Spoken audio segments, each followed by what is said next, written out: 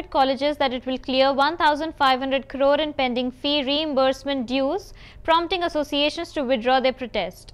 The Federal of Associations of Telangana Higher Education Institutions, which has shut down nearly 2,000 colleges and boycotted exams for 5 days, agreed to resume academic activities after talks with Deputy Chief Minister Mallu Bhatti Vikramarka and Minister Komati Reddy Venkat Reddy.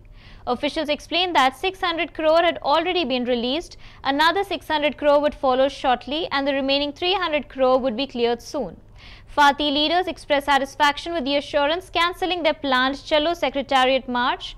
Colleges confirmed that exams and classes would resume immediately, bringing relief to students statewide.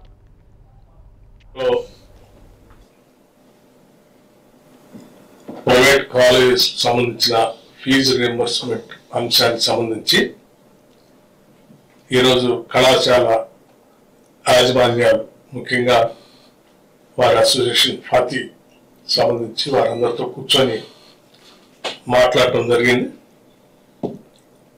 వారికి గతంలో చెప్పినట్టు 1200 కోట్లకు సంబంధించి 600 కోట్లు గతం release చేశాం. ఇంకో 600 కోట్లు రిలీజ్ చేయమని అడిగారు.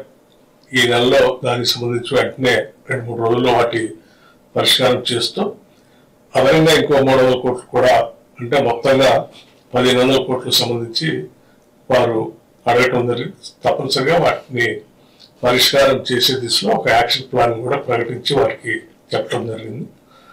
దీన్ని సానుకూలంగా వారు కూడా స్పందించి అర్థం చేసుకొని ఇప్పటికే వారు కళాశాల బంద్ సంబంధించి 3వ తారీఖు నుంచి ప్రకటించి బంద్లో పెట్టినటువంటి వ్యవస్థని భవిష్యత్తులో ఆ బంద్ను కంటిన్యూ చేయాలనుకున్నటువంటి ఆలోచన కూడా ఈ చర్చల ద్వారా తీసుకున్న నిర్ణయం ద్వారా వారు విరమించుకోవటమే కాకుండా వారు అనుకుంటున్నటువంటి 8th నాడు ప్రపోజ్ చేసుకున్న ఫ్యాకల్టీ మీటింగ్ కానీ లేకపోతే 15th నాడు స్టూడెంట్స్తో పెట్టుకున్నటువంటి మీటింగ్ కానీ వీటన్నిటిని కూడా విరమించుకుంటున్నట్టుగా వారందరూ ఈ ప్రకటించిన తర్వాత ఈ అసోసియేషన్